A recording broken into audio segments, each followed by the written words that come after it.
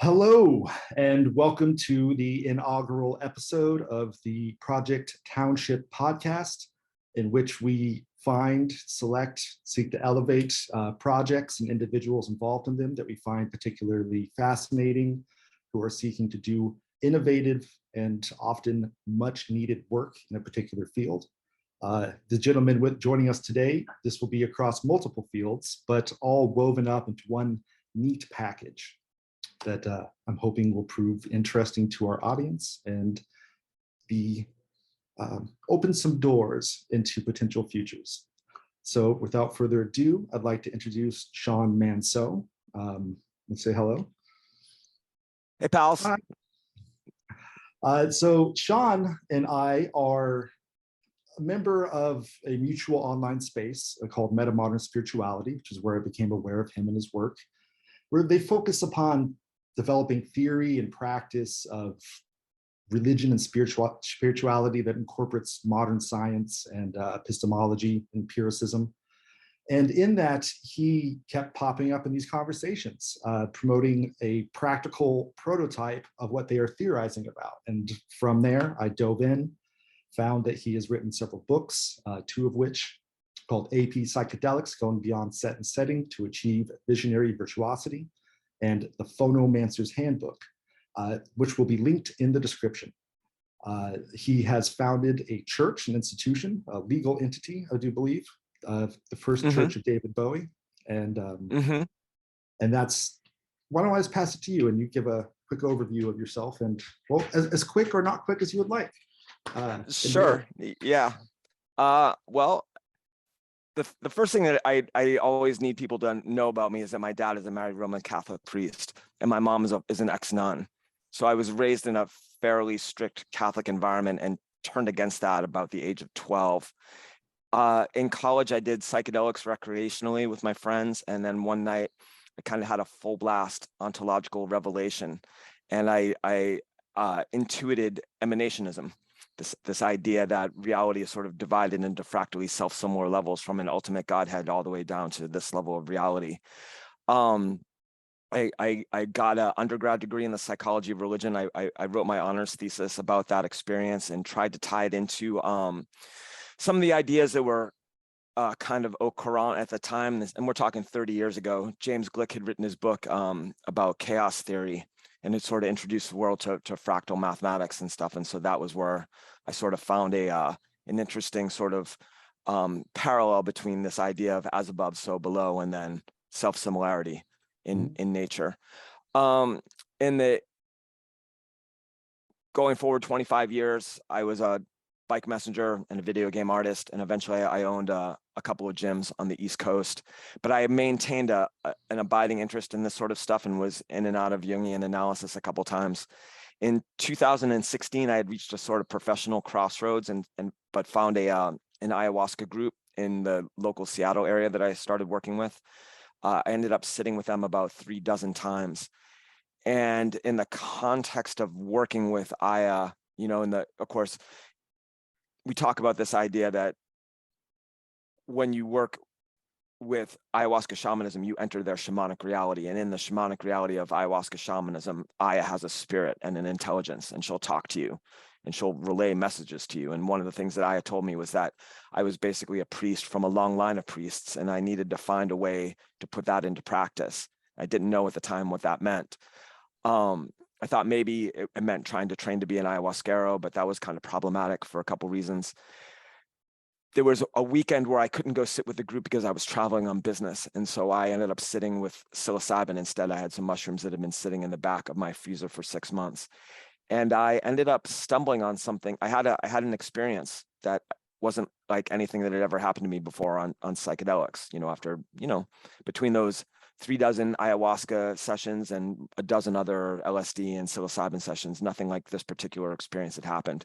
Later on, I would call it an enthusiasm, which is a portmanteau of enthusiasm in its original sense of to be possessed by a god, and orgasm. And it's this kind of overwhelming physical sensation of energy passing through the body. And it was related to working with a particular song on my playlist, which was called O Comely by this indie rock band from the late 90s called Neutral Milk Hotel. in any event, I was so intrigued by that I started experimenting a lot that summer. This was the summer of 2017, and eventually started to have some breakthrough experiences that led to kind of like a full blast archetypal activation. And I received a download, for lack of a better term, a huge idea just dropped on my head. And it was for a way to take what I was doing, which was entering into intense emotional states by singing and dancing along to popular recorded music and having visionary experiences based on that, a way to take that and make that a collective experience. And the way that I was going to do that was by framing it as theater. And so for 6 months, I kind of worked on the whole concept. And then I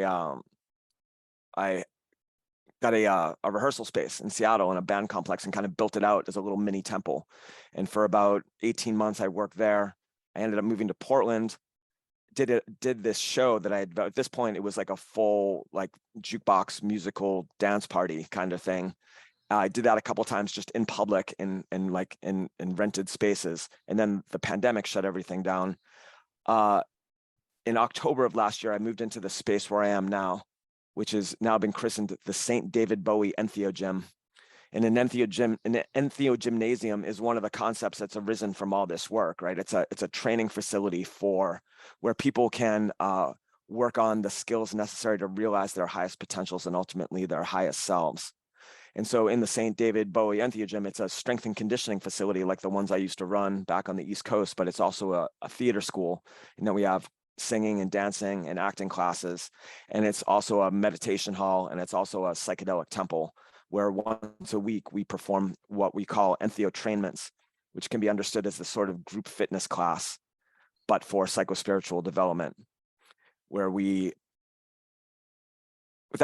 and I'm wrapping it up here, I promise, but it's all in the context of this game that we play. It's what we call a para-reality game. It's this kind of role-playing game where we pretend that we're members of a 23rd century religion that believes that the goddess returned to influence historical time during the late 20th and early 21st centuries, and that she returned in the form of popular music, and that by altering our consciousnesses and singing and dancing along to these songs, we can access her energy, which is embedded in this music, and have visionary experiences and build community based on that, with the ultimate aim of doing ritual magic that prevents the end of the world. And so that's what the Phonomancer Player's Handbook, the book that you mentioned, this is like the Advanced Dungeons and Dragons Player's Handbook. This is totally what it's patterned after. It's a rule book for this game that people can play together.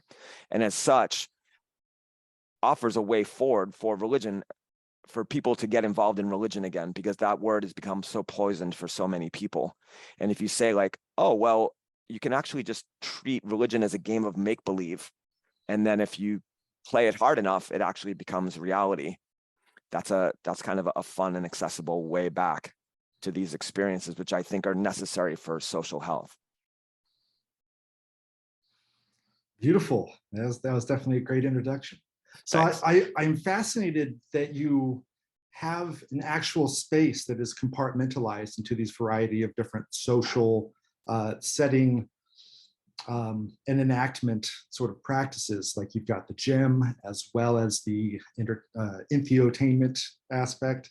And did you say entheotrainment? Entheotrainment, yeah. It's okay. this whole thing is a work in progress. So originally it was entheotainment.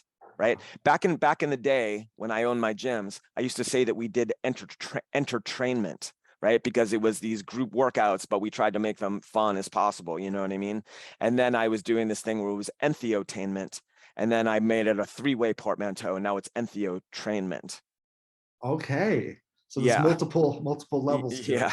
Yeah. And so when you're doing your ceremonial shows, this still counts as an entheotrainment, because the participants as well as yourself are undergoing entheo training while doing the entertainment performative aspects all at the same time. Yeah, and entheotrainment is defined as a theatrical spectacle designed to create in participants a direct and immediate perception of the sacred. Mhm. And so I draw a direct parallel between that. I basically make the claim that you could think of this as either a new form of participatory theater or the return of something very old, in the sense that it's probably a lot like what went on at Eleusis, where people were brought underground and they took kykeon, or whatever the mind altering substance was, and then they saw a series of theatrical vignettes that probably illustrated the myth of Persephone. You know what I mean? And so in seeing those alongside other people who are actually believing in the reality of the experience, and the role of belief is really, really important to all this stuff too. And I'll be interested to dig into that stuff with you. But anyway, I think that's the general gist of what's happening. Is you play make believe super hard in an altered state, and you have these experiences that are so intense that they are real. The experiences are real. Certainly the psychic fact of it is real. And then whether or not after the fact you want to treat it as reality comes, it's basically a matter of faith. I guess I have a twofold question off that. My understanding is that at least the majority of participants in the entheotrainments are under the influence of entheogens at the time. Is that correct? For the most part? Well, at this point, it's actually mostly looky-loos. It's because I promote it on Eventbrite and Meetup and stuff like that. And so people will come in that are just curious.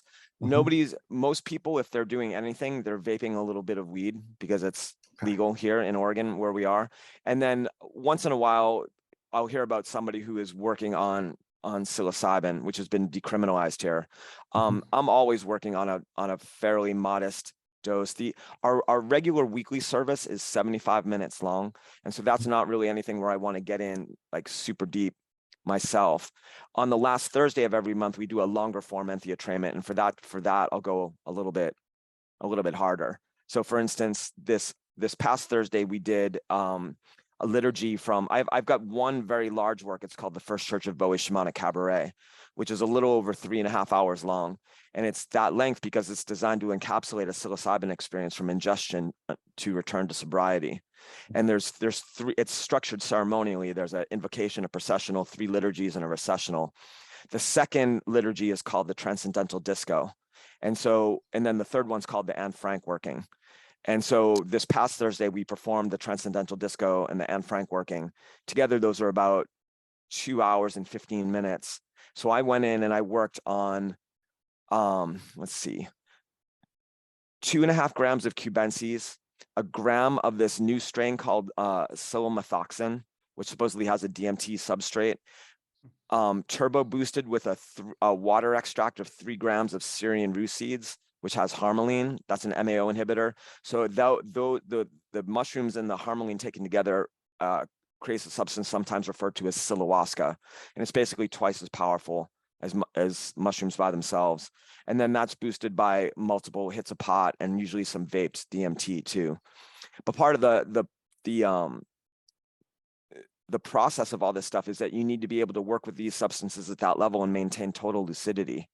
You have to be basically like sober, except that you can close your eyes and drop into pure visionary space because you're running lights on cue and you're changing costumes in the dark and you're remembering the words and you're maintaining a global awareness of like what's going on in the room with the people and everything, And so in that sense, it's a proof of concept for the phonomantic method, which is our sort of unique approach to training skill with psychedelics.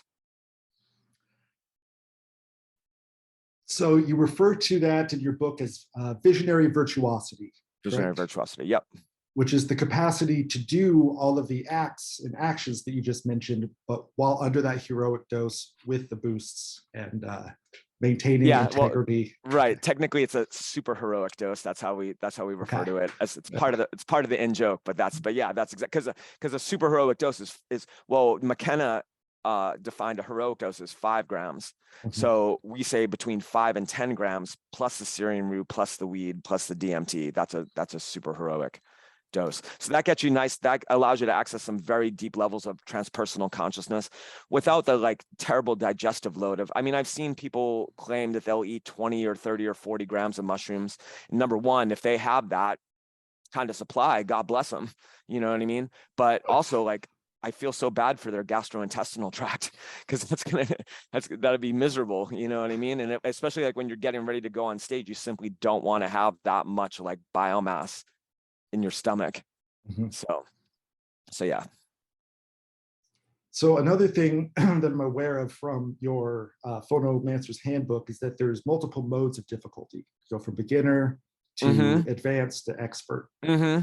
I'm imagining that expert is more like what you're describing. Well, it's larger than what you're describing here because that extends into your broader life and that commitment to the belief and the way you're enacting that belief into your Right, reality. exactly. Yeah, it's not necessarily what the dose that you're working on. So the idea is that Phonomancer can be played at 3 levels: basic, advanced, and expert. And at the basic level, you just show up for the entheotrainments and get a little high and dance and sing and just have a good time and then Mhm. leave, right?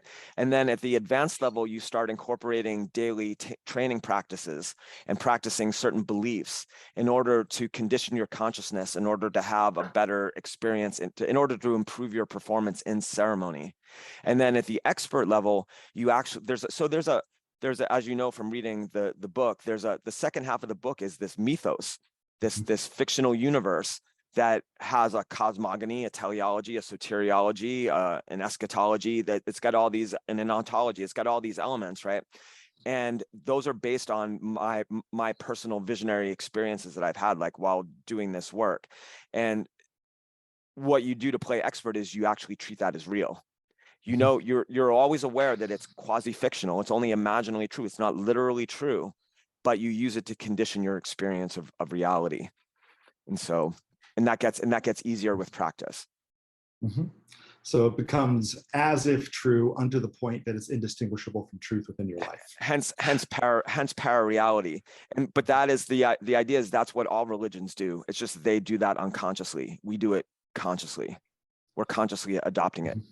And it's the only explanation that I can come up with why you can have Christianity and Buddhism, which basically lay out antithetical visions of reality and then in our plight. You know what I mean? What the nature of our plight is. Whereas Christianity posits an eternal soul that's in relation to a divine person, whereas Buddhism says there is no ultimate and eternal self, right?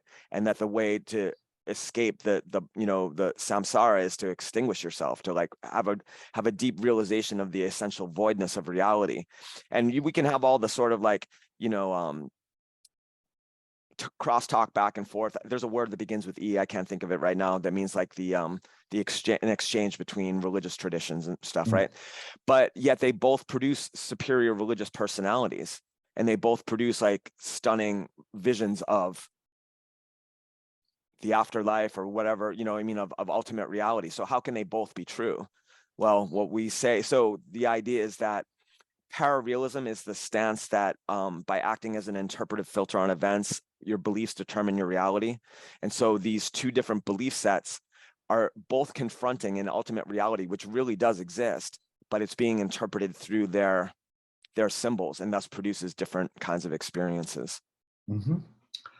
So 2 questions that are kind of a tangent. Let's see if I can fold them into, I'm going to hold them as separate. So you mentioned cosmogony, eschatology, soteriology. For potential audience members who are not familiar with those studies, could you outline how that would operate? Sure. So a cosmogony is a myth that explains the creation of the universe, right? And as I said, this is based on personal visionary experience. Like, one of the things that McKenna said that people can do when working with psychedelics is go in search of transformative ideas. You go out and the thing about this stuff is it's not like I'm not making any claims that like the Archangel Gabriel handed me a completed text. You know what I mean? I went out and I got images and I came back, or a really powerful idea, and I came back, and eventually I had to start assembling that. And that was done in light of my background in the psychology of religion and 30 years of reading Jungian psychology and mythology and stuff like that, right? So it starts with an ultimate ground of being, which in this mythos is feminine. And she, in contemplating herself, she recreates herself, excuse me, but in a complementary way. And then they recombine to form a third. So this out of a ground of being emerges a tripartite Godhead, and we refer to them as Ma and Pa and Ka, M-A-P-A and K-A, Ma and Pa, right? Also known as Carol, Mike, and Kid A, you know, and then Ka instantiates itself to extend love of itself to love of others, and it instantiates itself 7 times over. It creates 7 eons, right? And they are Lou, Greg, Marsha, Jan, Peter, Bobby, and Cindy, right? Which is a nod to the Brady Bunch, another like a pop culture thing, right? But it's also a reference to like Hermeticism and like Gnostic Christianity too, you know what I mean? Which had all these things. And so then the story of the creation of our universe is that Ma is homeschooling the eons. They see themselves as kids. It's just like suburban. I saw them in my visionary imagination as just suburban kids, because that's how they see each other, just as brothers and sisters, like living with their parents in this beautiful house on a hill, you know? And so she challenges them to create a physical universe, and within that universe, create life. And then without directly controlling that life, raise it up to a point where 10 billion of them can incarnate her in their consciousnesses. And that's a game called Eschaton. And so all the events that we take to be history here at this level of reality are actually reflections of this real-time strategy game that these higher order beings are playing, but they're playing while being opposed by their older brother, Lou, who is the adversary, and he's doing everything that he can to defeat them, right? And so what that means is that human history is not really so much about conquest. It's about a series of mass enlightenment strategies that these kids and their lower order levels of themselves, you know, and that's all in the thing. I won't go into it now, but basically they had to create multiple levels of reality to get far enough away from where they are so that the game can commence and actually be a challenge for the sentient creatures at the bottom to realize the reality of Ma, right? What they're doing, they hatch mass enlightenment strategies to create the conditions for those 10 billion enlightened individuals. And that's been all the religions of the world to this date, which have all been failures, because although they've all succeeded to one degree or another, and that they've all created enlightened individuals, none of them have created a critical mass of enlightened beings or anything approaching 10 billion enlightened beings. So that's the cosmogony. The ontology simply refers to the study of being, and it's like the structure of reality. So in the context of that story that I just told, there's an explanation of how the universe is divided into levels of reality that reflect each one reflecting the ones above and below, right? And then so cosmogony, the teleology explains the purpose of human existence on this earth, which is the realization of a civilization in which 10 billion of us have the opportunity to cultivate ourselves to the point where we can incarnate the goddess in our consciousness. And then the soteriology which means the study of like enlightenment, is like the nature of how that change in consciousness can come about. And that's where phonomancy comes into play, and the practice of the phonomantic method. And then finally, there's the eschatology, which is like the point of all this, like what it's all driving towards. The eschaton is the divinely ordained climax of history. And so in the context of the mythology that goes along with this game, I explain exactly what that looks like. And it's summed up in the image of the discotheque at the end of the universe. And just briefly, what that means is, in this civilization of 10 billion people who have the capacity to be enlightened, which is variously referred to as Metropolis or the New Atlantis or Suffragette City, their highest art form are these enormous theatrical spectacles where 50,000 people will attend a show that looks like a cross between Cirque du Soleil and a Van Halen concert and the Pink Floyd laser light show at the planetarium. And they attend while they are in an altered state of consciousness, so that they can all experience gnosis, or the direct immediate knowledge of God together, right? And so all these people do this at once. They, at a certain point in history, 500 years from now, they organize themselves where they all go for it at once, and they're in all their varying styles and stuff. And at that point, those dance parties are reflected at every level of the universe, all the way up to the eons themselves. And that's the discotheque at the end of the universe. And so one place that Phonomancer succeeds, that all the other religions have not really, pulled their weight in, is offering a vision of what the future of humanity could look like. what it could really look like, and what would be necessary in order to realize that, you know what I mean? And so one of the things that we're hoping to do is influence the culture to start thinking about less about all the things that could go wrong, and instead thinking about all the things that could go right, and how do we cultivate ourselves so that we can survive the myriad existential crises that we face, and get to that and start creating that future that we want to live in. All of it is so resonant, and I just have a host of questions that emerge, but they all lead in different directions due to the comprehensiveness of the architecture that you are laying out here. So I'm going to step it back to say midway through what you were outlining when you're discussing the tripartite Godhead with Ma, Pa, and Ka, and then the 7 aeons or instantiations of Ka, Kide. I know that you have 10 dimensions of self that you utilize in the advanced level of Phonomancer.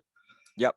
Is there a relationship between the Godhead and the other 7, so the 10 of those, and the 10 dimensions?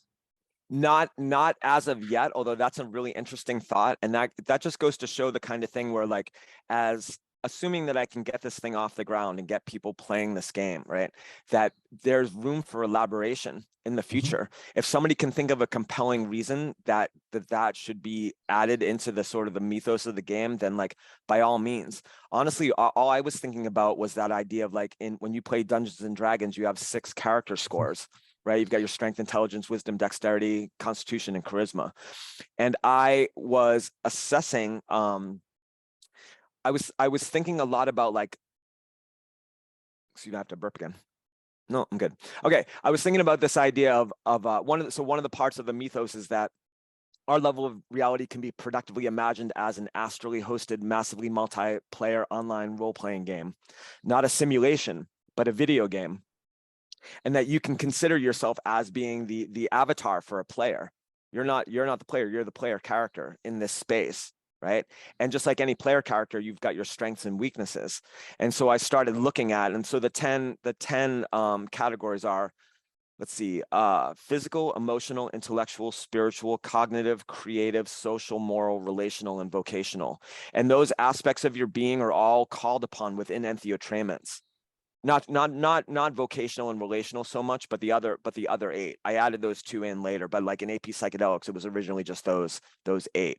Those capacities get called upon in order to, like, survive and thrive within the context of an entheotrainment, which can be they can be really stressful experiences for all the reasons that I go into within the book, right? So no, I haven't made that connection, but I'd be fascinated to see if other people could do so productively in the future.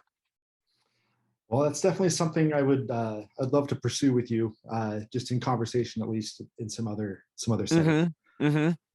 It would require developing the narrative identity of each of the eons and stuff more than I really have. You know what I mean? They're sort of just like placeholders at this point, and like in a way to make some jokes, like having Cindy have, like, swearing like a sailor and stuff like that was fun, you know.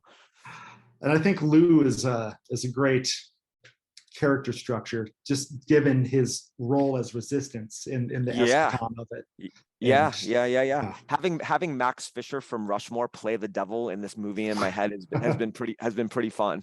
I bet. And yet, like, I gotta underscore, like, the seriousness of it, because that idea of, so Lou, in order for Lou to effectively play adversary, he has to be in exile from the Holy Family. He has to be utterly disconnected from Ma, from the Holy Ma. And in fact, he has to embody the opposite of connection to her.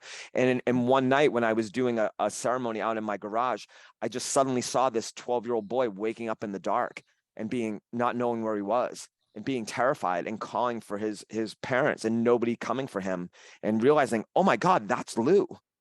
And what he doesn't remember is that he's in self-imposed exile, right? And so you have to, it's not so much that you're anthropomorphizing, it's like, but if it really is as above, so below, we are reflections of these beings. They're much more human than we are. You know what I mean? They feel those emotions in a much more huge way than we are. And that hatred that he feels because he believes his family threw him out is what is fueling his attempts to destroy everything they're trying to create. but that's the only way that he can be really good at his job playing the game, you know? That is amongst my personal favorite characterizations of the archetype of Lucifer that I've heard so far. Yeah, it's a tantrum at its lowest level. It's a Mhm. little kid screaming in rage and crying, like, you know what I mean? Like, but that's when I say that, I'm saying like, oh, I felt it. Like I've been in there with him and multiple times, because that's, Mhm. you know, that's the one of the things that especially the non-dualists don't like to hear is that transpersonal evil is real. But if you talk to any ayahuasquero worth their salt, they totally admit it. There are forces in there that want to destroy us on a personal level and us on a social level and us on a civilizational level. And you can think about it, and it's recognized as, it's been mythologized as like the devil in Christianity or Mara in Buddhism.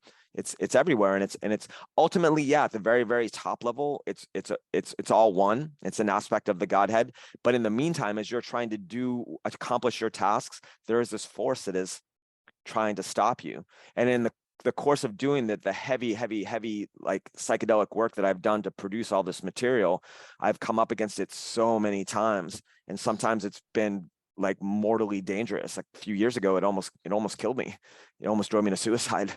You know, it was like Mm. it was that terrible.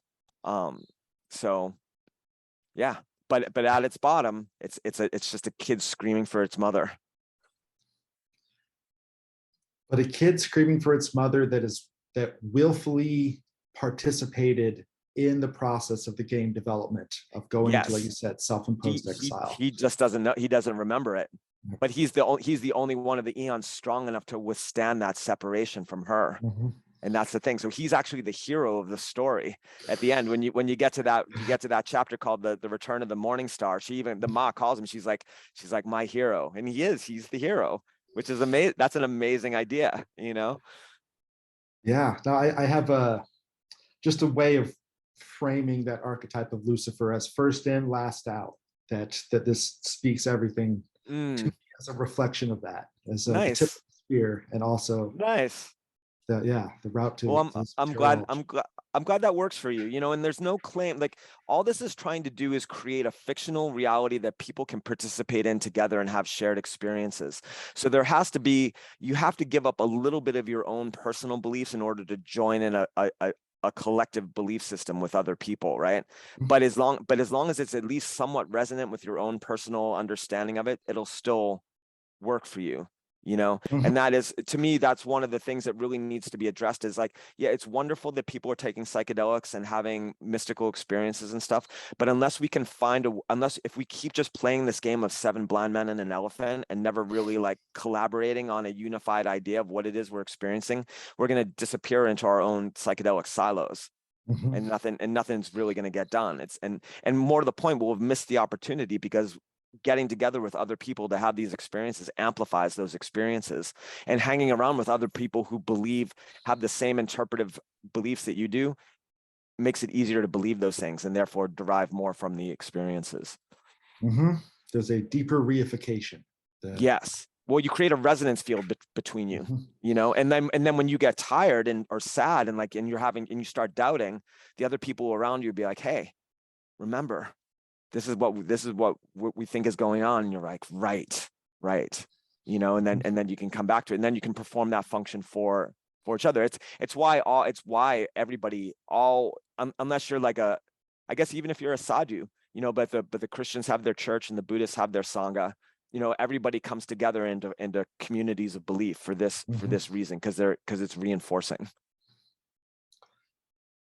So I do love this topic. I'm gonna note it to return to, because it is such an instrumental aspect of your project, is the collaborative, collective approach to doing para-reality games. But I want to step back a second, do an extension off that last question I had about the tripartite and the seven aeons and their possible relation to the 10 dimensions. Okay. To what degree of an overlap do you hold those 3 plus 7 to be with Jungian archetypes? Like, are they equivalent, or is there an overlap? I haven't put that much thought into that part of it, because Okay. any answer that I come up with is going to be a fiction. There's no way to actually to really know any of this stuff ultimately. Like you were asking in the preparatory questions you sent me, you were asking about like the schemas that were put forward by Ken Wilber and Stanislav Grof and people like that. And I'm familiar with that stuff. I mean, Wilber was one of my primary resources when I was working on my undergraduate thesis. But I've come to the conclusion that in a lot of ways, and I know I'm going to offend people in the meta-modern spirituality forum, that a lot of that stuff is fairly useless because we're never really going to know, and any understanding that we think that we have of it is going to be subsumed by greater understandings later. The reason why there are 7 eons is because I wanted to use the Brady Bunch, and then I had to add Lou on top of it. That's why I actually do think that there is a Trinitarian Godhead of some sort. And I really do believe that there's a feminine aspect, a masculine aspect, and a unitive aspect of those things, a syzygy.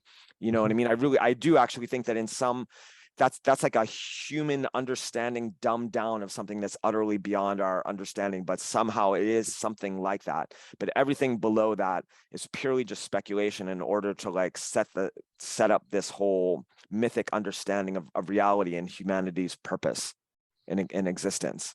You know, I also do happen to believe that there really is like an eschaton. There really is a point. I've seen it in sort of different ways, but whether or not it ends up being like the discotheque at the end of the universe or something, I'm not actually making like a prophetic prediction or anything. Now that's the future I would like to see. I would love to live in a civilization where our highest art form were these theatrical spectacles and everybody likes to sing and dance and act, and that 50,000 adults could get together in a football stadium all on a heroic dose of mushrooms and everybody behaves themselves. I would love to live in a society like that.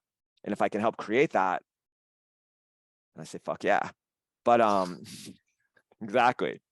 But I mean, all I hope is that one way or the other, somebody manages to engineer us and towards something similar. Yeah. Now, definitely on the same page with the truth claims of these frameworks being based off something that's indefinite, ineffable, unreducible, so to speak.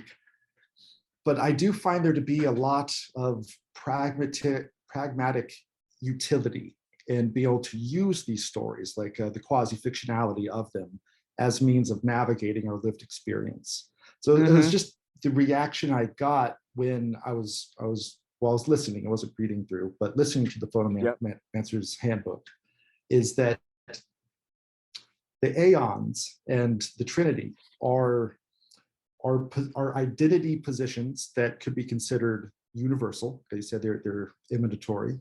So like Neoplatonic in that sense.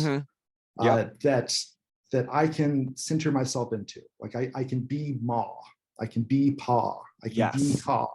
And not only can I be, but I am at all times. But it's moving my focus into which one I am currently. I see where you're going, and yes, I actually have given some thought about whether you could map, say, like the pantheon of Greek gods onto the eons, the way that I have them as the divine Brady kids. Like one could be Artemis, and another could be Athena, and another could be Aphrodite, and stuff like that. Yeah, you can totally, absolutely. I would totally do that, and I occasionally do work with that. Like Jan to me is Artemis. For whatever reason, just sort of intuitively, that's my feel. Like she's my personal trainer and tutelary deity, and so that is how I sort of relate to her. You know, yeah. But that's whatever anybody could do, whatever they want to with those, with that schema. You know, so it's kind of like an open canvas that has broad strokes on it. Yeah, it's at that point it does become this intensely personal thing that you can do with it. There's certain things that are like are sort of necessary to like to be the considerations that you're having for the game of make believe that you're playing. Let's pretend that this condition pertains. That's playing make believe, right? But then there are other things that you don't like. That doesn't really that thinking at that level and that kind of personality doesn't matter within the collective experience of an entheotrainment, but it very well may in terms of the subjective experience you're having of an entheotrainment. That is to say, like how you're approaching working with a certain song and the god that you are or goddess that you were imagining you were invoking with the emotion that you're working with. right? Because the idea, of course, is that the emotion is the emotion of an archetype, and archetypes are represented mythically as gods, and so there doesn't really make much of a distinction between those things. I'm also aware that the grimoire, the sacred playlist, so to speak, comes as 11 tracks. And so, see, my mind just likes to make parallels between the dimensions of whatever construct we're working with. And so in that, each archetype is supposed to align with a specific song. Well, But let me distinguish that. And that's, so what you're referring to, right, is that the playlists are organized according to the stages of, so each song, the idea is that every modern recorded pop and rock song has been carefully engineered to create a specific emotion, a target emotion. It might be a certain state of heartbreak or psyched up aggression or celestial wonder or whatever it is, right? And then if you take those emotions, you can relate those different emotions to the stages of the hero's journey. Now, depending on who's breaking it down, this hero's journey can have as few as 3 or as many as 22 stages. It just so happened to be that in the interest of what I was doing, I selected 11 songs for 11 stages because I happened to I folded in the refusal of the call into the meeting the mentor stages into the call to adventure, in both the stereo myth, which is the rite of transformation, that's like the really super rocking active masculine one, and the transcendental disco, which is the really feminine one, that's all the dance music and stuff like that, right? But if somebody else was working with a different story, they might choose a different number of songs for a different number of stages. You see what I'm saying? And then, yeah, within that, I relate the individual. You can interpret each of those emotions. Like celestial wonder could relate to the archetype of the explorer, right? Or uncanniness and dread could relate to the archetype of the shadow. But I'm not necessarily relating those directly to the eons, because there's innumerable archetypes that you could be drawing on. It's more that you are trying to draw a portrait of a certain kind of masculinity, starting like in the stereo myth, starting with like the fool, and then the mentor, and then the explorer, and the soldier, and the shadow, and the devil, and the anima, and the shaman, and then the self with the capital S, and then the hero returned with the boon. Those happen to be the archetypes that I picked for that, right? But all I really have right now is I've got the cabaret, but then I have a few more entheotrainments now. I've got one called The Sacred Marriage of Mary and Jesus, which is a pagan Gnostic retelling of the Christ myth. It's like a mashup of Moulin Rouge, Romeo plus Juliet, Jesus Christ Superstar, and the Osiris myth. And so that has, I want to say like 18 songs. So it doesn't follow that same thing because it's a longer work that stands by itself.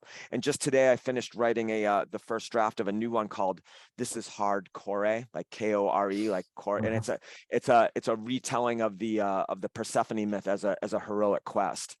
And so that has a different number of stages too. It's still roughly like analogous to the contour, the rising and then falling and then rising up to a greater height of the hero's journey, right? To get that catharsis. But yeah, there's no one set thing. And I'm not even like my main thing right now is just trying to like get these concepts out there and thinking about what could be unleashed when professional writers get their hands on this stuff. Like if you could get a Jungian analyst and a Hollywood screenwriter and a Broadway producer together to like design and like a theatrical entertainment that is meant to deliver people an experience of the sacred with all the technology and everything that we have available, like who knows what can be accomplished, you know? But right now it's just all on me. So I'm doing the best I can. Well, that's part of the hope of this podcast, is to put a siren call out, just in how I intend to promote it, is to, here's a road that leads to an individual that has a project that is powerful and could use collaborators. Yeah. So in that light, that brings me up to one of the questions that I sent over before, that you mentioned that you could really use smart, talented people as collaborators as well as funding. Like, what would that entail specifically? If well, the analogy I always use, have you ever seen Hedwig and the Angry Inch, the musical Hedwig and the Angry Inch? Yeah. Okay, so Hedwig and the Angry Inch, which a couple years ago was was a Broadway production with Neil Patrick Harris in it, right? 25 years ago. It started off as a collaboration between a guy named John Cameron Mitchell, who had been a child Broadway star, and a guy named Stephen Trask, who was a punk rock guitar player. They met on a plane. They found they had certain musical tastes in common, and they started writing songs together, and they started performing them at these rock nightclubs. New York, around the turn of the century, had this club scene of these rock clubs that were very, very skewed very heavily to the gay population. And so they would just get up on stage, and eventually John Cameron Mitchell started doing it in drag as a character called Hedwig. And then they got popular enough that at a certain point, somebody came to them and said, you know, I think there's real potential here. I think you could do like a full show. And they got them a theater. They renovated this theater, and they gave them the time and space to develop this thing into this, what ultimately became this off-Broadway hit, you know? And that's what this needs at this point. Like, I have a completely working prototype, but it's really just me. And right now what I need is I need to hire 5 singer/dancer/actors to be my quote unquote rhythm phonomancers, who would be up on platforms like around the room in costume and stuff like that. You know what I mean? So I need to be able to like pay them and stuff. I need to be able to, I'm being generously supported by a good friend right now in the space that I'm in, but I need to be able to take that over. I need to be able to, like, ultimately what needs to be done is we need to make movies, because what is being done in this space is so original. And I say this advisedly, but it's absolutely true. It literally is. People are not used to this idea of like, it's not a performance. It's a participatory theater. It's a magic ritual that anybody can join. But in order to do that, you have to play a role. You have to play that. You have to pretend that you really believe this. And that what that means is you have to sing and dance along with us, and like you mean it, and try. And then also like show up and practice with people and like learn the parts. You know what I mean? What we do is we take something that we all do every day, which is singing along with our favorite records, and we turn that into a sacred act. So it's not like there's a band and stuff like that. We play the recordings in the room, but we layer our voices on top of the recording, and we repurpose the recordings by filtering the consciousness through our the lyrics through our consciousness. They mean something different than what the original recording artist may have meant. When we sing Suffragette City by David Bowie, and then we sing there's only room for one, and here she comes, we throw the horns and turn our eyes to the sky and invoke the goddess in that moment. You know what I mean? And in that moment, that's what it means for the people who are there, right? So this is like a whole new concept. And the best way for me to explain to people how they would participate in something like this is to recreate it on screen with actors and show people like the kinds of experiences you could have if you can show up, alter your consciousness, behave yourself, act in cooperation with other people, you know? And so these are all the things that cost money. And I guess what I'm really hoping for at this point is that, you know, I read somewhere that there was an estimate that by 2029, the psychedelic industry is going to be worth something like $12 billion, because everybody is jockeying. Everybody thinks it's going to be the new hotness for treating like depression and anxiety and stuff like that. And honestly, that's in the psychedelic scene. Those have been the people I've been meeting. Is all the people flooding into psychedelics now are all obsessed with their trauma. But there's this whole other group of people who are psychologically healthy, you know? And so the way I explain, so the phonomantic method is our approach to working with psychedelics, right? And so what I say is like what is now becoming the sort of the classical psychedelic therapeutic model can be, you can make an analogy between that and physical therapy, where you're taking people who are ill or injured, and then with gentle restorative exercises, bringing them back to a state of normal functionality. But what we're doing is analogous to what a strength and conditioning coach does, which is takes healthy people and then subjects them to carefully titrated doses of stress in order to elicit a positive adaptive response and ultimately superior capacities. You know, that's how I took, as a gym owner back east, I took a 65-year-old grandmother, and I took her from deadlifting a broomstick to deadlifting 225 pounds in 2 years, because I very, very, very carefully subjected her to stress by teaching her the form and insisting that she hew to the form correctly, and then lifting a 15-pound bar, and then a 30-pound bar, and then a 45-pound bar, and worked our way up from there, you know? So there's this huge market of people who are psychologically healthy, who, when they find out that there's a way to use this stuff as part of a structured program of self-actualization, I think they're going to be very, very interested in that.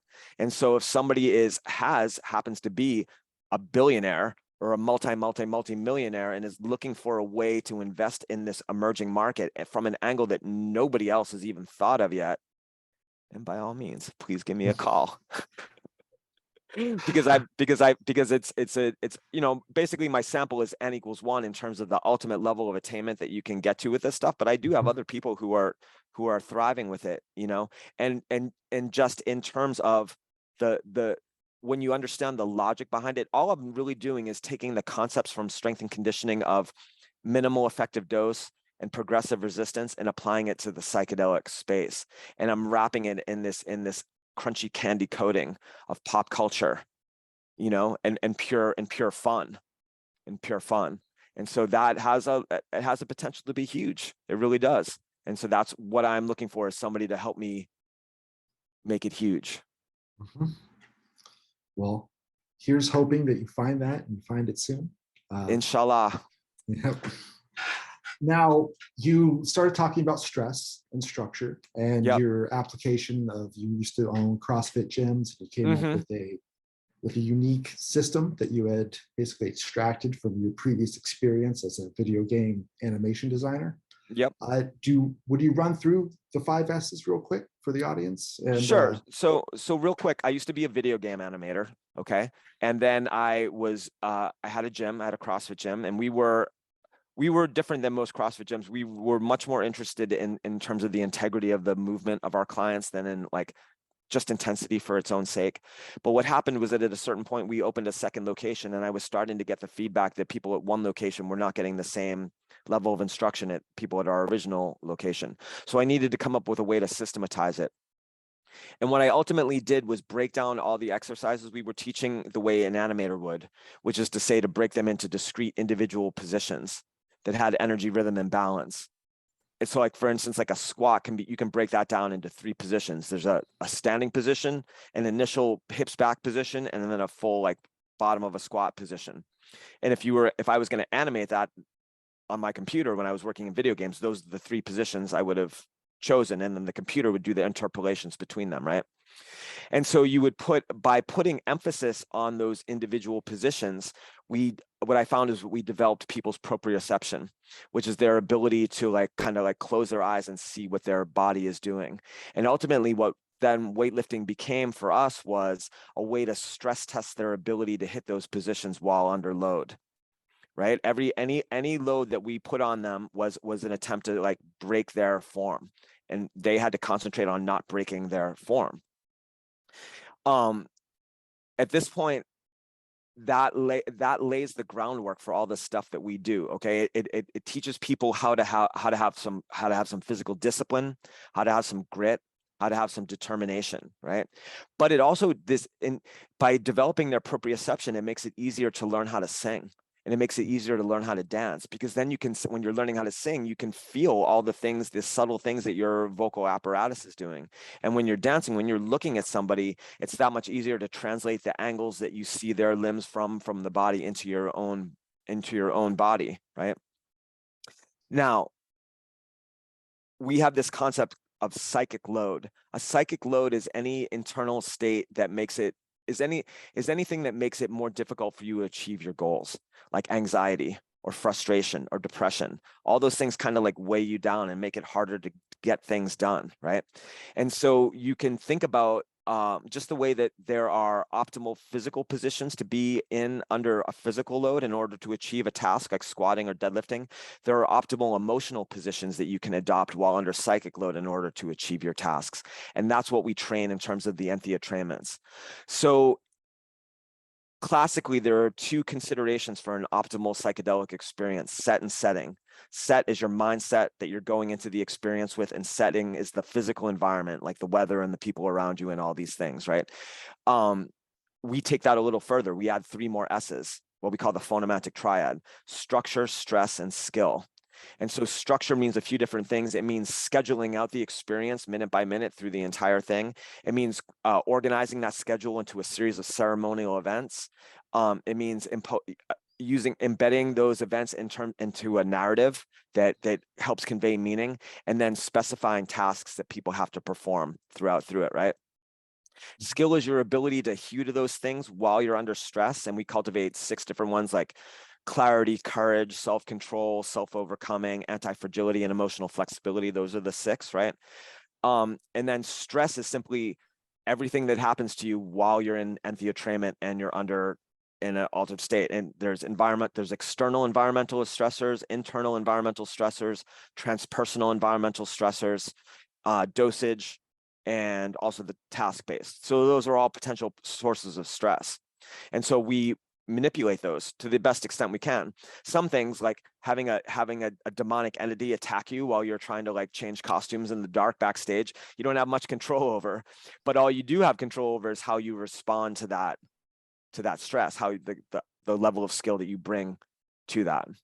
Does that clarify it? I know that was a deluge of information, but Oh, absolutely. No, it makes a lot of sense to me, just in general. I was hoping to get the packets of information that I think are most pertinent into the podcast in your own words. Yeah. So you can, just to finish up, you can consider what we do to be a form of psychedelic CrossFit, in the sense that like you're doing a workout alongside other people, right? Everybody's doing the same workout, but you're doing your own individual version of that workout. It's been tailored to your individual ability levels, but everybody should still have the same relative amount of stress being placed upon them.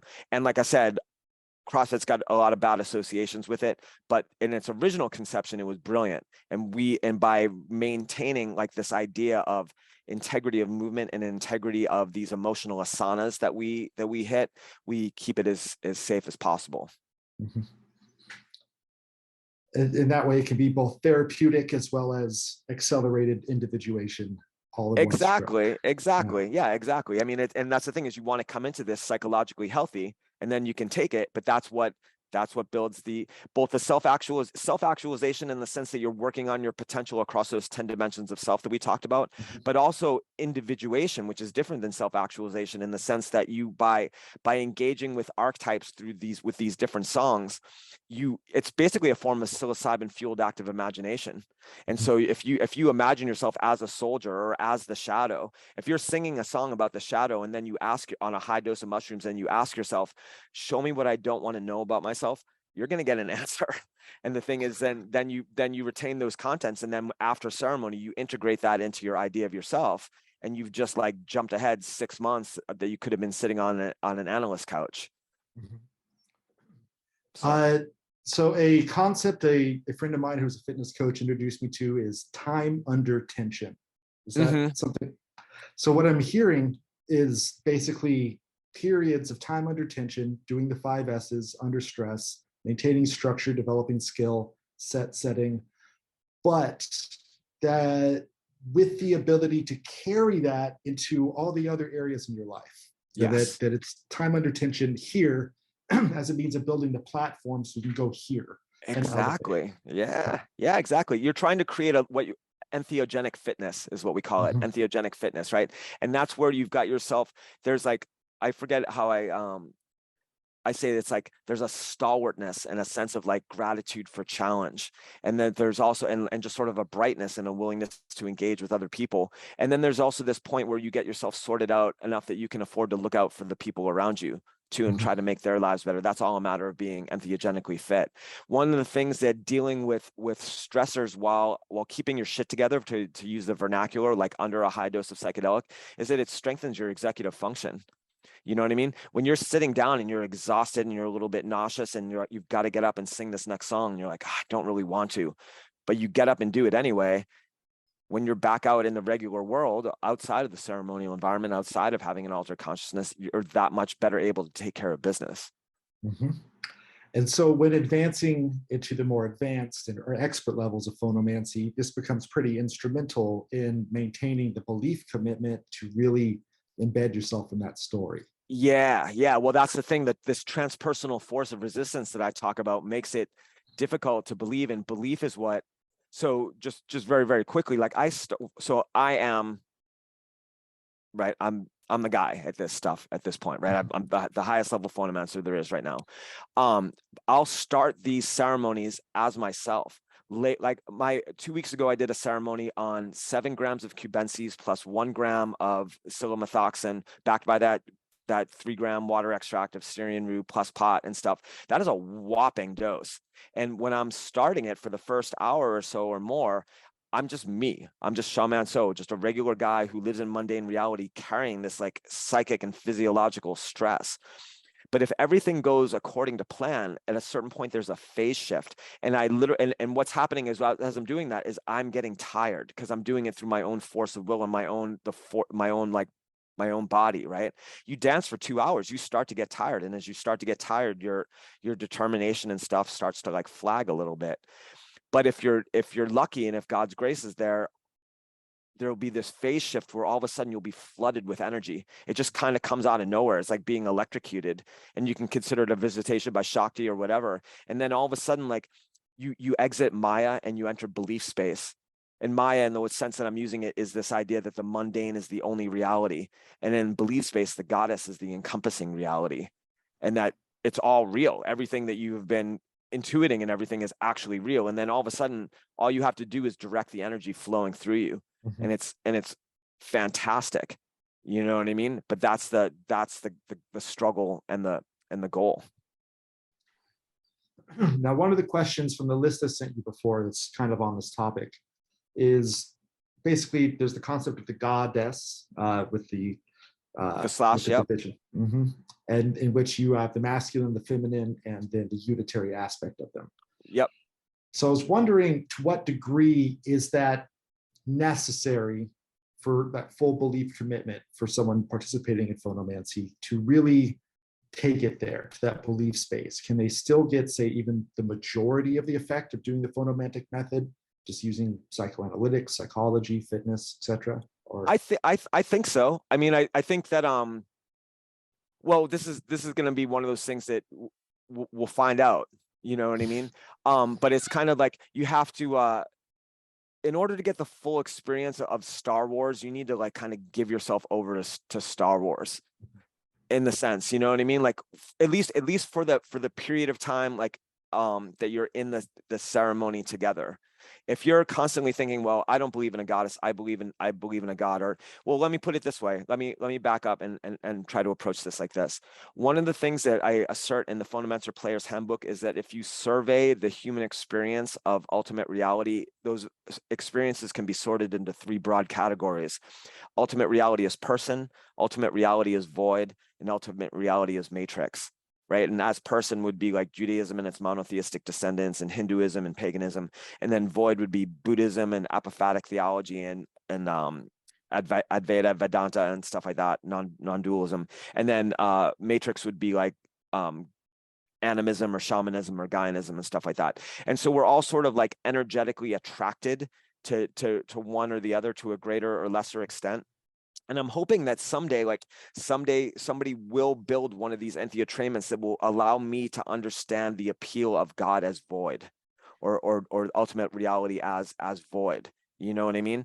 Now, for that to work for me at all, within that space, I need to adopt that with them. I have to abandon my ideas of God as person, that no matter how much energy I've invested in developing this like imaginal structure that the force can occupy as goddess for me, right? I need to put that aside and join in with their thing. If I'm in there experiencing their God is void entheotrainment, but I'm still like, oh, but it's really a goddess, I'm not really going to get it. You see what I'm saying? Like you have to be able to put that stuff aside. And so, you know, and I've had people say that. I had a friend who has issues with her mother, and therefore she did not want to like react to God as female. And all I could say was, okay, then don't, you know what I mean? I'm sorry. Like, hopefully somebody else will write something like this that you'll feel comfortable with, you know. But if you can just play along with this, you know, and even within the context of it, like I shift back and forth. Like it's, you know, Ma's, you know, she's my ma, but and so the goddess and within Phonomancer, the context of the game of Phonomancer is Akasha, the goddess of the future. But there's also the horn god, the dancing god, you know what I mean, who's actually the spirit of rock and roll. And I work with him too, you know what I mean, quite vigorously. So you can kind of do with it what you want. You can be having your own internal thing, because there are suggested psycho-spiritual exercises you can be doing along with each song, but you don't have to do them, you know. You don't. It's just that it works better if you do. Mm-hmm. And so the spirit of the question was, I guess, more kind of aimed towards the secular people who aren't even willing to make that step into the divine or the sacred in any sense. Would that apply to them? Oh, no, they got to play. I would think that they would have to play along. I do. Okay. I think if they are not willing, because here's the thing, it's belief is what closes the circuit that allows for the flow of magic. And if you're not willing to play make believe, you're not going to have that experience of magic. Not the one that we're offering. So I guess kind of an extension off of that would be another one of the questions from the list was, to what degree would you classify any human social system of interaction as a para-reality game? For instance, like government models, economics, etc. I mean, a para-reality game has a specific definition, which is a complete out-of-the-box set of concepts, beliefs, and practices that enable and condition experiences of the sacred while simultaneously creating community in which those experiences may be anchored. Right? Mm-hmm. That's what a para-reality game is. A religion is as absolutely a religion. Now, I would say that those other things like governments and financial institutions and stuff like that are instances of para-realism at work, this idea that beliefs condition reality, but they are not para-reality games per se, the way that I am defining them in my book. I think it's a great distinction. Now, in the circumstances of pure para-realism, would you say that there's still an ultimate reality that people are sort of committing to in their belief? Say people who identify as an American Republican are making a statement, or so this is a fascinating and very esoteric area we're about to venture into, and this is pure speculation on my part, right? But lately I've been having, or over the last couple of years, I've been developing this idea that we each of us live in our own individual universe, and that the rules of reality in that universe can be slightly different than they are for other people, and what we experience as consensus reality is sort of a statistical averaging of all those universes. Okay. And one of the features of that is, like, if you believe in God as person, in your universe, you are God's absolute favorite creation. You are the point of all existence, right? But in my universe, I am, and in that person, I am somebody else's theirs, right? And the fact that we are like a bit player or a supporting player in somebody else's universe doesn't change that one fact, right? So if you are a scientific materialist that doesn't believe in an ultimate non-physical substratum of reality as we perceive it, it doesn't exist for you. It doesn't exist in your universe. Now, that's not to say that your Weltanschauung might not get cracked wide open at some point by some experience, but for the most part, you're not going to have experiences that, in fact, your interpretive model, your para-realist model, will sort of like drive those experiences away. You'll discount them, you know, and that might be one reason why telepathy and other kinds of psi talents are so difficult to recreate in a laboratory setting, because laboratories with their basis in empiricism and stuff like that they're designed to crush those effects, you know what I mean? And the fact that that somebody like Dean Radin is even able to find like a statistical correlation that does seem to support their existence of it is pretty miraculous. But it also might be the reason why there are supposedly levitating saints in the Middle Ages, or among the sadhus of India and stuff like that. You know what I mean? Who knows? You know, there does seem to be a thing. I've been thinking a lot about the fact that we do seem to be in a very odd, half-assed way in the midst of disclosure. Like the U.S. government has been like sort of like they've admitted that there are these things, there are these UAPs, right? And yet if you had told me when I was a kid that the government would release a video of a UFO and the collective response would be a shrug, I would not have fucking believed it. I never, ever, ever would have believed it. And that does seem to be the case though. You know what I mean?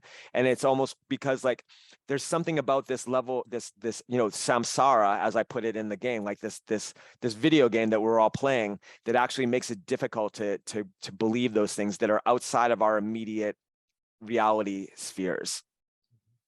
Like, so I've worked so hard on my belief in an ultimate reality that can be experienced as God, that is readily accessible to me.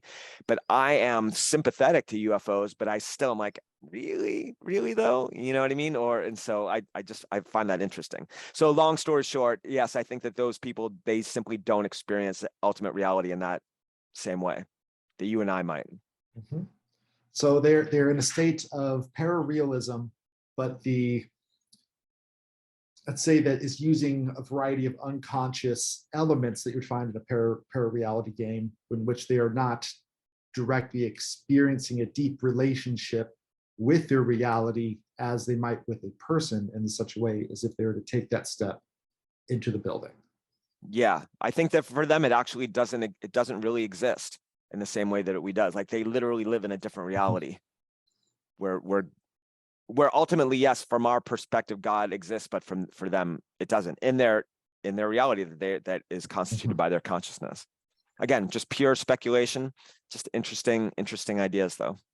And so part of and this is an assumption, let me know what you think, part of the goal structure of phonomancy is to do a reality shift for, say, the secular in such a way that they can in the magic circle with those who are totally. Phonomancer wants to pull American and ultimately global civilization in a new direction by reorienting people to ultimate reality. Because one of the things that psychedelics do is they tend to break that worldview open and give you a glimpse of this thing that you might not have ever believed. There are so many people who come back from stories of like smoking DMT and stuff, and they're like, I saw it, I can't believe it. You know what I mean? They don't know what to call it. You know what I mean? And they're so like, they have so much negative conditioning to the ideas that they can't use the language that they know that they want to use for it, but they just won't do it, right? So yeah, I think if we can make that, especially by putting these experiences in a sacred context, you know what I mean? Like evolving a shamanic tradition within our country, which we don't have right now, but which we really need if we're going to be normalizing the use of this stuff, and then encouraging people to understand that this is connecting you to a larger reality. And it's so much more interesting than you may have been led to believe, And so, but again, leaving room for everybody to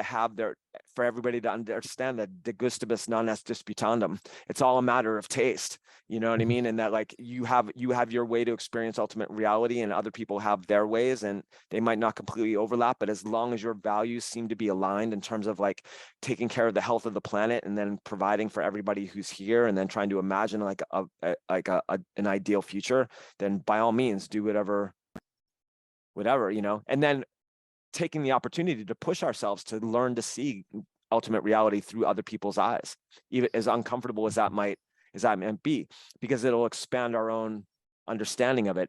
Every entheotrainment is a portrait of the divine as understood by the creating artist, and as such as an experience to see God through somebody else's eyes, or void, or matrix, or whatever you want to call it, I love it.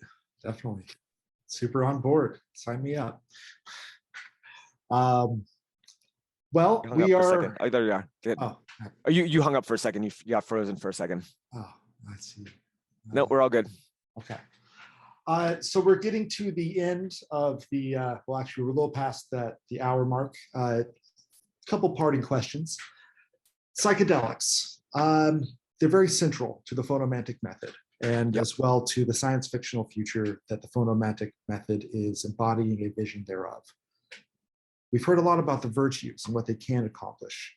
What's your experience with the downsides, and what sort of warnings might you offer in that? Well, first of all, people should be psychologically, they shouldn't have any kind of family history of mental illness. You know what I mean? Any kind of like schizotypal disorders or anything like that, because they can be destabilizing. They loosen the strictures of ego. And if your ego isn't very strong in the first place, then, you can just unleash a flood of contents from the unconscious, and that can be dangerous, right?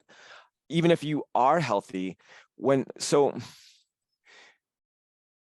if you talk to an ayahuasquero, they will explain to you basically that like we live in an infinite ocean of consciousness. Our consciousnesses are part of this infinite ocean of consciousness, right? And it's a psychic ecology. And just like in any ecology, there's flora and fauna. And some of those things out there want to eat you, right? And so you have when you do this stuff regularly, you start to come, even not regularly. I mean, I remember seeing an interview with the guy who was running the Johns Hopkins psilocybin program, and he was talking about the fact that despite doing 8 hours of counseling pre-session for people, and then having them sit with a therapist and a sitter who is there to hold their hand, laying on a couch with eye shades on, with headphones playing Bach, 30% of the time, these people were still reporting the most terrifying experiences of their lives. And he couldn't figure out why for the life of him, because if the setting was correct, how could this be happening? It's because there are predatory and parasitic entities out there that will attach themselves to you. And in fact, 100 years from now, we might be talking about a kind of shamanic psychology that talks about the etiology of psychopathology, partially in terms of these entities, which will attack you when you're vulnerable. And so people should know that, and that's a possibility, and be prepared for that, and have been taught techniques they can use in order to like sort of navigate those waters. And they should also be warned that if they decide to pursue like a serious practice, they decide to become shamans to one extent or another, they can expect a lot of troubles. You know what I mean? The same as any hunter who goes out into the jungle, like you're gonna come across some things, and you're gonna take some lickings for sure, you know. But there are, as Benjamin Franklin said, there are no gains without pains. And so that's really an important thing to say. There's nothing wrong with it, but I also don't like it when people downplay they'll say, oh, there's no such thing as a bad trip. There's only challenging trips. That's like saying there's no such thing as a bad mugging. There's only challenging muggings. Like, no, sometimes you just get jumped and you get your ass handed to you and you get hurt and you can't do it for months because you got seriously hurt and you have to like recover, you know? It's part of the process. It's just, and so people should be aware of that. Beyond that, I don't know. What I found personally is that like psychedelics start to become physically unpleasant to use after a while. Like it's never like the early stages are never fun. And always right before I do it, I'm like, do I really have to do this? And after I do it, I'm like, oh God, I kind of wish I hadn't done this. You know what I mean? And sometimes 4 hours later, you still feel the same way, but you just have to. So I don't worry too much about people becoming dependent on them and stuff, you know? I mean, I know people smoke too much weed and things like that, but that's different than doing high doses of psilocybin or ayahuasca or stuff like that, you know? So, but yeah, that's my little glimpse into the considerations and the possible dark sides of it. Okay, so be cognizant of the 5 S's and venture forth with courage. But also, if there are, say, structural issues within cognition, identity, memory, trauma, do one's best to reconcile those prior, or avoid psychedelics if they are irreconcilable. Totally. Yeah. If you have any question about whether you're ready for it, you're probably not, and should probably like work with somebody experienced for, you know, and don't be afraid to go and get an assessment. You know what I mean? And ask somebody, hey, do you think I'm ready for this? And if they say yes, then the other thing is, again, minimal effective dose. I hear these stories about like, oh, I had my first mushroom experience. Oh yeah. Yeah, they gave me 6 grams. And you're just like, what? No. Start with 1 gram or 1.5 grams, or if you're a bigger person, 2 grams, and then come back the next time in a month and then do 2.25 or 2.5. You know what I mean? Like know exactly how much you're taking, measure it out, and know and keep track of your responses to it. You know what I mean? It's like it's the same way we have the same problem with alcohol in our society too. You know what I mean? If you took a 16 or 17-year-old kid and was like, hey, it's Friday night, you can have 1 beer.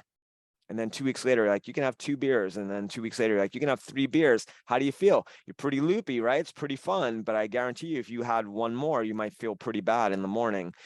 And teach people how to like approach this stuff with care and respect. And that would avoid so many problems. all the things that like MAPS has to do with their Zendo project, you know, the harm reduction and stuff, could be avoided if they just told people how to get started correctly and taught them how to deal with it, how to have respect for these things, which are like so outrageously powerful. All right. Well, thank you for your thoughts. Let's see. I guess I'm gonna lob two more questions in there. Okay. So you have a basic roadmap towards, say, completion of a mid-level goal, with the high-level goal being the accomplishment of the science fictional future that is the vision. What would you consider to be the more ideal yet accomplishable next step for yourself? Like what components? You spoke about a billionaire, perhaps, or making of a movie. That might be a little further out. What Yeah, I I just need to get the St. David Bowie Entheogym working as a viable self-supporting business. You know what I mean? Like as a gym that's also a theater school, that's also a psychedelic temple with a thriving community of people who are committed to doing the work in here and committed to each other. You know what I mean? And like, because again, it's not about a performance. It's about getting together to put on a show with your friends. Like you learn to sing these songs together and you learn to do dance steps together and stuff like that. And then you get that thrill that all the theater kids know about, of like putting yourself on the line with other people and then coming through together and having that experience of communitas. So that's really that's the thing. And there's a lot to overcome there. There's the general prejudice against religion.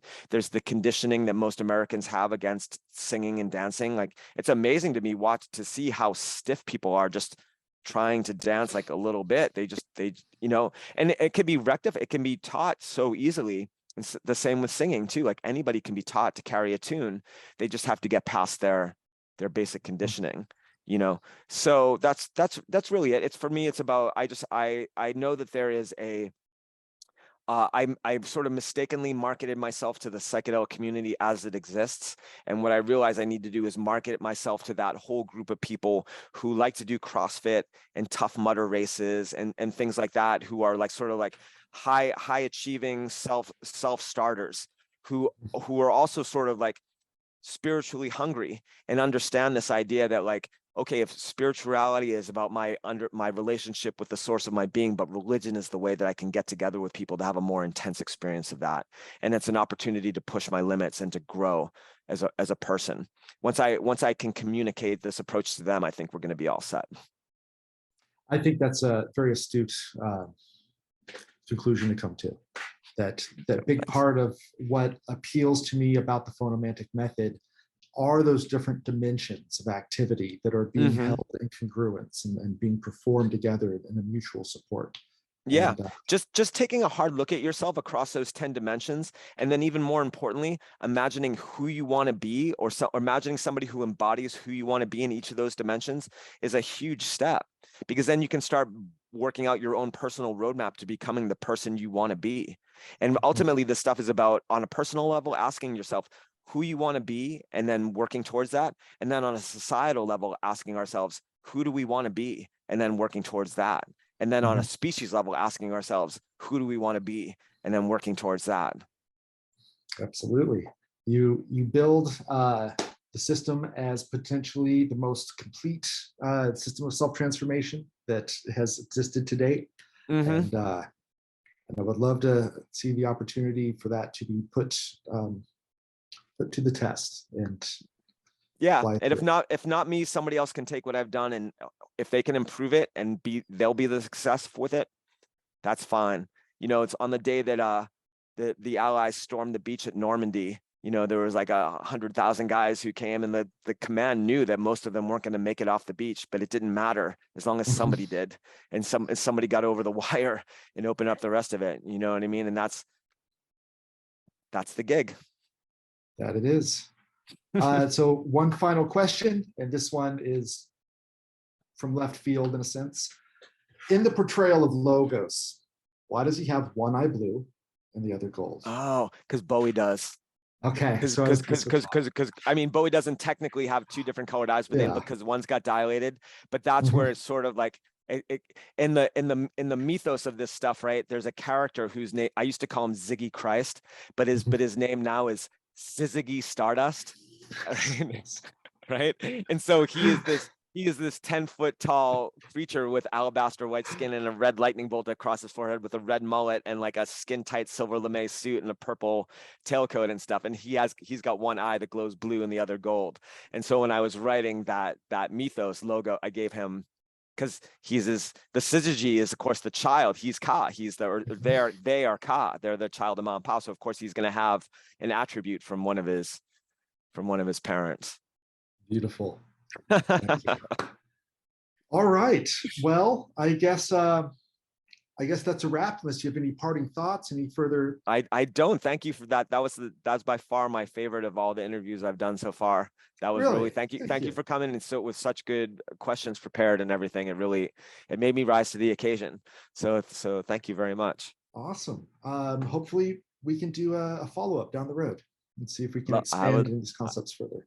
I'd love it. Yeah. Or maybe even like I would love a chance to talk on any panels or anything that you assemble and stuff, because I would love to be like in conversation with other. I know there are other people who are doing some things along similar lines, and I would love to hear like firsthand what they're up to. That is amongst my short-term goals on my own roadmap, is to assemble panels of like-minded, like-skilled individuals and see what they can construct amongst each other. Fantastic.